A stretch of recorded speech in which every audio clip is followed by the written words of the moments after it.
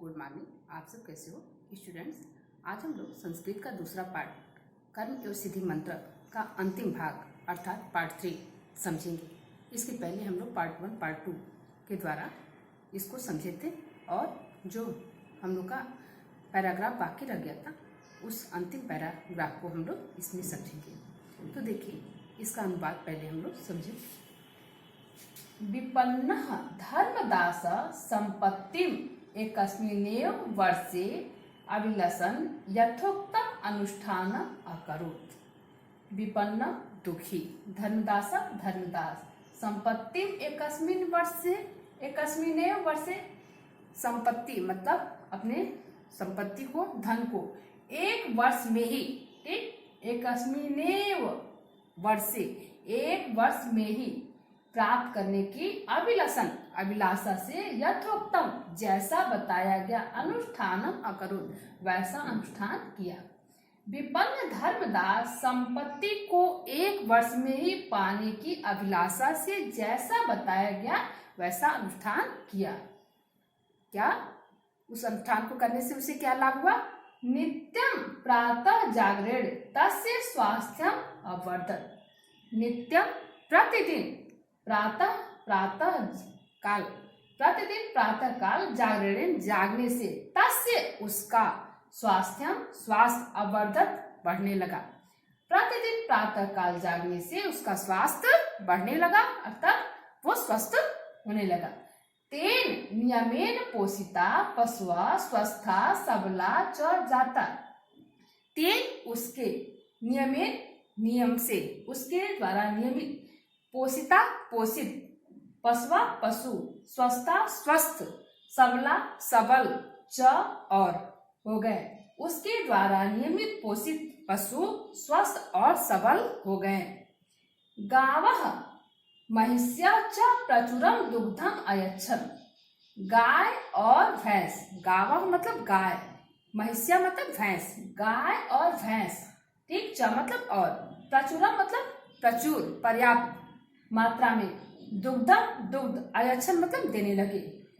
गाय और भैंस प्रचुर मात्रा में या पर्याप्त मात्रा में दूध देने लगे।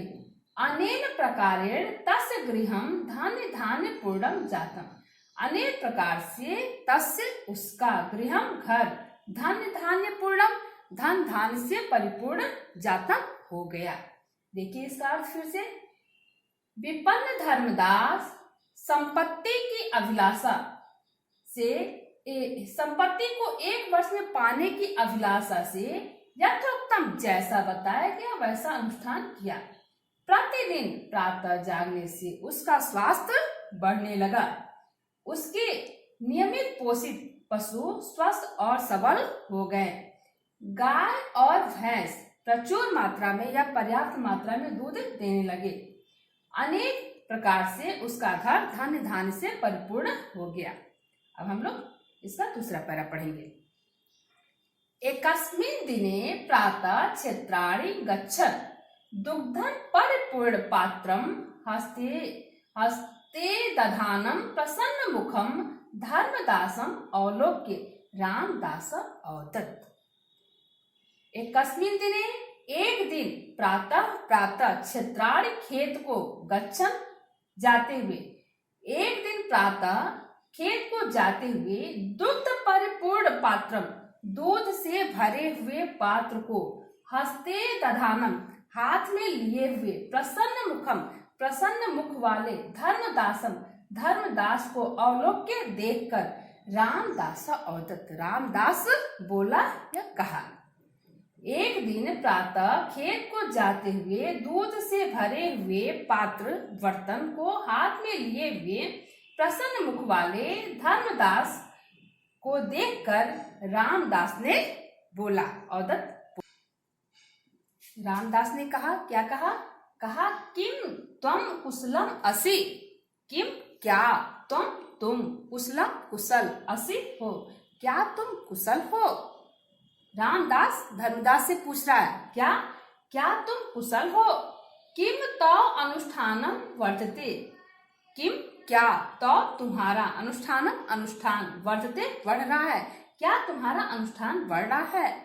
किम तम महात्मानं मंत्रार्थम उपगच्छाव किम क्या तम उस महात्मानं महात्मा के पास मंत्रार्थम मंत्र के लिए उपगच्छाव चले क्या उस महात्मा के पास मंत्र के लिए चले। रामदास धर्मदास से क्या बोलता है, क्या तुम कुशल हो, क्या तुम्हारा अनुष्ठान बढ़ रहा है, क्या उस महात्मा के पास मंत्र को पाने के लिए ठीक उपगच्छाव चले। ठीक, इसके बाद आपका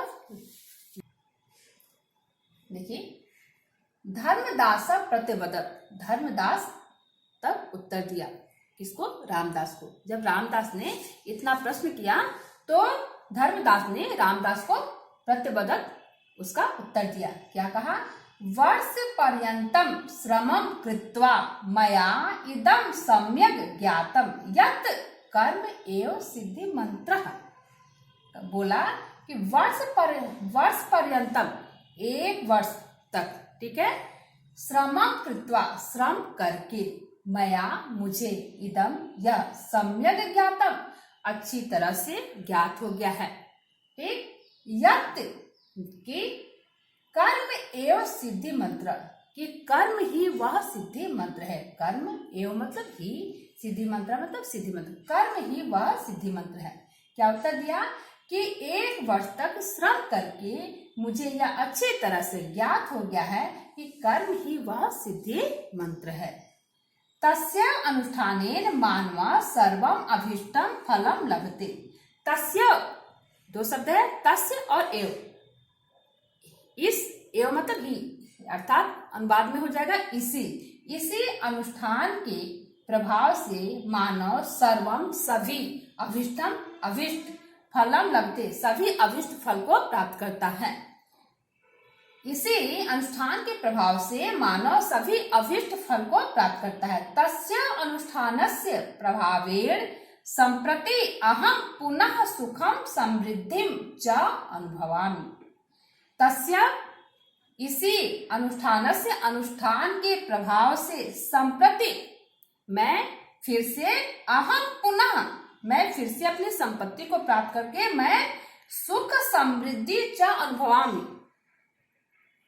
इसी अनुष्ठान के प्रभाव से मैं फिर से संपत्ति को प्राप्त कर सका हूं और पुनः सुख और समृद्धि का अनुभव कर रहा हूं।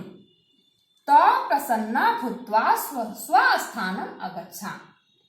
जब इतना जवाब देता है धर्मदास, उसके बाद से क्या होता है, तो प्रसन्ना, दोनों प्रसन्न होकर, तो मतलब दोनों, प्रसन्ना मतलब प्रसन्न, भूत्वा मतलब होकर, स्वस्थानम, स्व मतलब अपने, स्थान मतलब स्थान को, अपने अपने स्थान को, अगच्छा मतलब चले गए।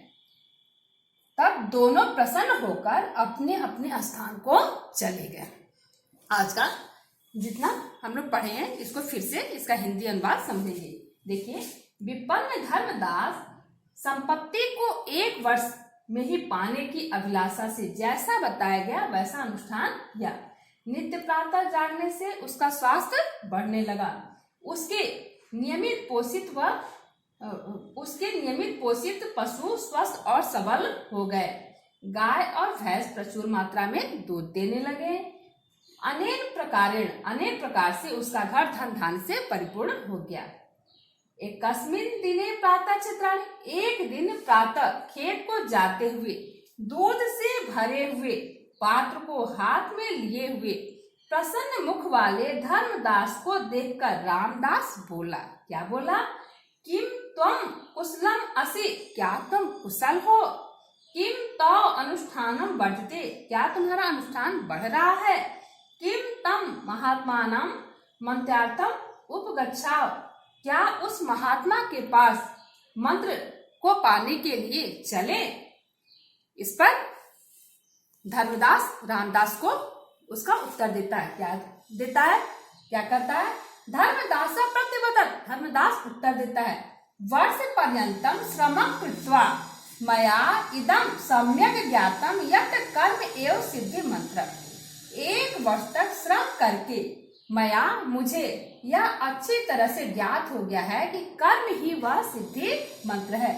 तस्य अनुष्ठानेन मानव सर्वम अभीष्टम फलम लभते। इसी अनुष्ठान के प्रभाव से मानव सभी अभीष्ट फल को प्राप्त करता है। तस्य अनुष्ठानस्य प्रभावेन, इसी अनुष्ठान के प्रभाव से मैं संप्रति को प्राप्त करके पुनः सुख और समृद्धि का अनुभव कर रहा हूँ। जब दोनों के बीच में इतना वार्तालाप हुआ, उसके बाद क्या हुआ? तो प्रसन्ना भूत्वा स्वस्थानम अगच्छाम। तो दोनों प्रसन्न होकर, भूत्वा होकर, तब दोनों प्रसन्न होकर अपने अपने स्थान को चले गए। तो स्टूडेंट्स, हमारा दूसरा पाठ था कर्म एवं सिद्धि मंत्र।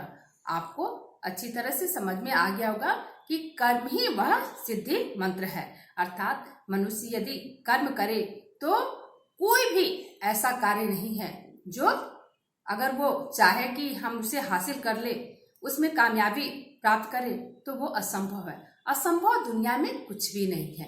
बस मनुष्य को अपनी कर्म करने की आवश्यकता है। यदि कर्म करता है तो उसे सिद्धि मंत्र मिला हुआ है। जिस काम को वो चाहता है, जिस चीज को वो हासिल करना चाहता है, जिस चीज को वो प्राप्त करना चाहता है, वो समझिए कि उसके पैरों तले और उसके हाथों में है। अर्थात कामयाबी उसके पास स्वयं ही है, बस उसे परिश्रम करने की आवश्यकता है। तो स्टूडेंट्स, हमारा ये पाठ समाप्त होता है और इसके बाद से आज ही हम थैंक यू।